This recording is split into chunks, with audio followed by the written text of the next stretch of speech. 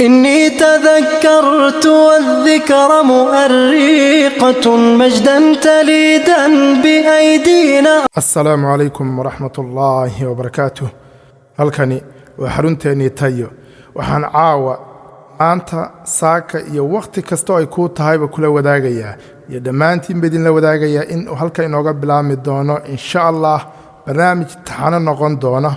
oo ku saabsanaan doona aqoon kororsi kala faa'iidaysi maalid maskax toojin iyo kobcinba. haddaba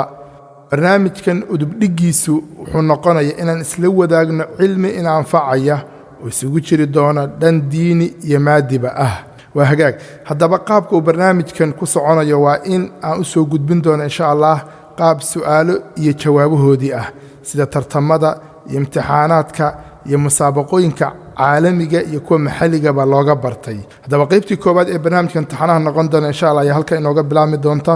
daawasho wacan. waa hagaag haddaba qaybtii koowaad ee barnaamijka ayaynu u gudagelaynaa innagoo ku tartamayna magaca tiim tayo. diyaargarow wacan. bismillaah. su-aasha ugu horeysa waxay noqonaysaa sheeg suuradda ay ku jirto laba mar bismillaahi araxmaani araxiim. sheeg suuradda ay ku jirto laba mar bismillaahi araxmaani araxiim. suuratu albaqara mise suuratu tawba mise suuratu nuur mise suuratu annaml. waxaan haysanaa hal daqiiqa iyo badh sakannada halkaa ku socda intaysan dhammaan ka hor inaan ka jawaabno ayay noqonaysaa insha allah. suuradda laba mar bisinka laga helayo dabcan mar bilowga ah iyo mar dhexda ah weeye. haddaba jawaabta saxda waxay noqonaysaa albaqara miya mise atawba mise suuratu nuur mise alnaml. waa hagaag jawaabta saxda waxay noqonaysaa suuratu annaml walow waqti weli inoo hadhay laakiin jawaabtan waa jawaab aad u fudud waa suuratu annaml. waa hagaag sidaas ay sax ku tahay waa suuratu annaml waynu nasaxnay. waa hagaag tiimtaya hadday nahay dhibco fiican baynu ka helnay jawaabtaas. su-aasha ku xigta waa meeqa suuradood juz camma waa meeqa suuradood ayuu ka kooban yahay juz camma. dabcan waan ognahay qur-aanku waa 30 juz. juska ugu hooseeya uguna suuradaha badan waa juz camma. haddaba meeqa suuradood ayuu ka kooban yahay. dabcan waqti waa inagu socdaa hal daqiiqa badh wey su'aal kasta. juz camma 35 suuradood miyaa 37 34 mise 36 maxay kula tahay waqtigun intuusan dhammaan sakannadu waa socdaan hal daqiiqa taqriiban inoo hadhay hadda 35 ma dhahnaa 35 ma ku adkaysanaa mise waynu ka bedelnaa 34 mise waa 37 hagaag 37 aynu qaadanaynaa. bismillaah. waa hagaag waa saxnay saasay sax ku tahay waa 37 suuradood juz camma waa juska ugu suuradaha badan 37 suuradood ayuuna ka kooban yahay. su-aasha ku xigta tiimtaya haddaynu nahay 1400 dhibco ka badan baa haysanaa aad ba iskoorka u fiican yahay. hagaag su-aasha saddexaad halkee ayuu nebigu sala allahu calayhi wasalam ku sugnaa markii uu waxyigu ku bilaabmay. nebigu sala allahu calayhi wasalam markii waxyigu ku bilaabmay halkee buu ku sugnaa. su-aasha saasay leedahay wuxuu ku sugnaa nebigu sal slam godka xira qaaru xira miyuu ku sugnaa mise buurta safaa mise buurta marwa mise kacbada. ina asafaa waalmarwa labadaa mid ka mida miyaynu qaadanaa. dabcan waqti waa inagu socdaa waqtigu waa socda hal daqiiqa wax ka yar baa dhiman mise kacbada ayaynu qaadanaa maadaama ay tahay meel barakaysan oo muqadas ah. jawaabta saxda waxay ila tahay ama ay noqonaysaa godka qaaru xira. markii nebiga sala allahu calayhi wasalam uu waxyigu ku bilaamayey wuxuu ku sugnaa godka loo yaqaano qaaru xira taasoo ka dhigan kalarka casaanka ama guduudka qofa siduu u yaqaano inay jawaabta saxda ay ku jirto. waa hagaag sidaasay sax ku tahay nebigu sala allahu calayhi wasalam wuxuu ku sugnaa qaaru xira markii uu ku bilaabmayey waxyiga quraankii ugu horeeyay uu soo degay gaar ahaan suuratu al-calaq ama iqra aayadaha ugu horeeya markii ay soo degayeen nabigu sallallahu alayhi wasallam wuxuu ku sugnaa godka qaaru xira hagaag tiimtay haddaynu nahay dhibco fiican baynu haysanaa su'aasha ku xigta su'aasha afaraad kumuu ahaa saxaabigii ugu horeeyey ee qur'aanka la jahray saxaabigii ugu horeeyey qur'aanka la jahray yacni kor u qaaday waxaan ognahay in diintu ay ku bilaamatay si hoos ah oo cadaadis badan ay kala kulmayeen saxaabada iyo nebiga sal slam gaaladii qureysheed ee ku sugnaa maka haddaba saxaabigii ugu horeeyey ee qur'aanka la jahray kumuu ahaa abubakar radia allaahu canhu mise cali radia allaahu canhu mise zubayr radia allaahu canhu mise cabdullaahi binu mascuud radia allaahu canhu dabcan cabdullaahi binu mascuud halkan waxaan u dhahay oo kuwa kale hal magac u qole saxaabada kale cabdullaahiyadu way badan yihiin taasoo ka dhigan cabdullaahi keliya haddii lagu soo koobo inaan la fahmayn haddaba cabdullaahi binu mascuud miyaa jawaabtu dabcan wakhtigu waa socdaa sekannadu halkaasay marayaan jawaab inaynu keenna wey inta wakhtigaasi inaga dhicin abubakar waa ognahay waa saxaabi jaliil ah nebiga sal slam saaxiibu nebiy ahaa ma cali baa mise waa zubayr oo nebiga sal ly slam eedadiis ay dhashay safiya mise jawaabtu waa cabdullaahi binu mascuud jawaabta aynu qaadanaynaa waxay noqonaysaa cabdullaahi binu mascuud inuu ahaa saxaabigii ugu horeeyey ee qur'aanka la jahray waa sax sidaas ayay jawaabtu sax ku tahay saxaabigii ugu horeeyey ee qur'aanka la jahray wuxuu ahaa cabdullaahi binu mascuud radia allaahu canhu hagaag iskoor fiican baa haysanaa tiimtayo 2,000 ka badan ilaa hadda waxmaynan khaldin su'aasha shanaad sheeg kelmadda ugu dheer ee qur'aanka ku jirta kelmadda ugu dheer ee qur'aanka ku jirta fa asqaynaakumuuhu miyay noqonaysaa mise manaasikakum mise fasayakfiikahumullah fasayakfiikahum haddaynoo qoran mise wa asqaynaakum dabcan wakhtigu wuu socdaa su-aalna meeshan waa inoo taallaa waa su-aal muhiima su-aashan waxay leedahay kelimadda ugu dheer maaha suuradda ugu dheer qur-aanka maaha aayadda ugu dheer qur-aanka waxaa la iska rabaa kelimadda ugu dheer qur-aanka jawaabta saxda waxay noqonaysaa 40 mid ka mida haddaba waa tee wakhtiguna waa socdaa jawaabta aynu ku adkaysanno inta wakhtigu inaga dhicin fasayakfiikahum qaadanaa mise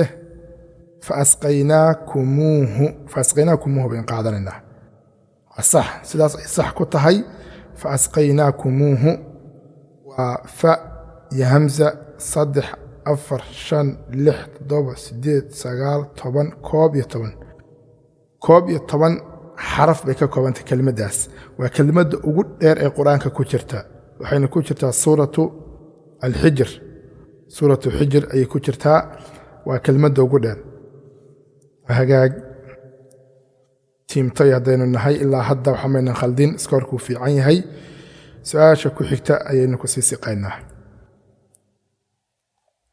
meeqa mar ayaa lagu sheegay magaca hooyadeen xaawaa qur'aanka meeqa mar ayaa lagu sheegay magaca hooyadeen xaawaa qur'aanka ummuna xaawa waxaynu ka soo farcannay bani aadam haddaynu nahay aabbaheen aadam iyo hooyadeen xaawa haddaba meeqa mar baa magaca ummuna xaawa qur'aanka lagu sheegay 3 mar miyaa 2 mar mise marnaba laguma sheegin mise 1 mar oo keliya dabcan wakhtigu aynugu socdaa sekanaynu haysannaa waa inaynu jawaab halkan ka soo saarnaa taas oo noqonaysa jawaabta saxda ah waa hagaag kalarka cagaarka ah kalar barakaysana ma qaadanaa oo ah 1 mar keliya in lagu sheegay ummuna xaawa qur'aanka waxaynu qaadanaynaa in aan 1 marna hooyadeen xaawa magaceeda oo xaawa u qoran aan qur-aanka lagu sheegin bismillaah waa hagaag sidaas ay sax ku tahay jawaabtu ummuna xaawa hooyadeen xaawa aan ka soo farcannay laguma sheegin qur'aanka 1 marna laguma sheegin ilaa iminka waxamaynan khaldin jawaabtuna sidaasay sax ku tahay hagaag tiimtay haddaynu nahay ilaa hadda waxamaynan khaldin 4,000 oo dhibcood ka badanna waa haysannaa hagaag su-aasha ku xigta meeqa suuradood ayaa madani ah meeqa suuradood ayaa madani ah qur-aanku waa maki iyo madani qur-aanku guud ahaan waa 114 suuradood haddaba 114kaas suuradood meeqo ka mid ah ayaa noqonaya inay ku soo degeen madani marka la leeyahay waa suuradaha ku soo degay magaalada madiina ama soo degay wixii ka dambeeyey nebigu sala allahu calayhi wasalam markii uu ka soo hijrooday magaalada maka ayaa loo yaqaanaa madani haddaba meeqa suurado ayaa madani ah oo soo degay xilligii nebigu sal slam ka soo hijrooday maka dabcan qur-aanku waa 114 suuradood saan sheegnayba marka 28 ma qaadanaa mise 30 qur-aanku waa 30 juz dabcan kolley 30 iyo 30 kaa misu tuurnaa 30 iyo 30 5 iyo 27 waa lambar barakaysan 27 ma qaadanaa may 28 aan qaadanaynaa 28 suuradood dabcan waqti waa inagu socdaa waqtiga waa gabagaba ah dhowr 20 sakan keliya inoo dhiman jawaabna waa ina laga rabaa waa hagaag haddaba lambarka 28aad baan qaadanaynaa waa sax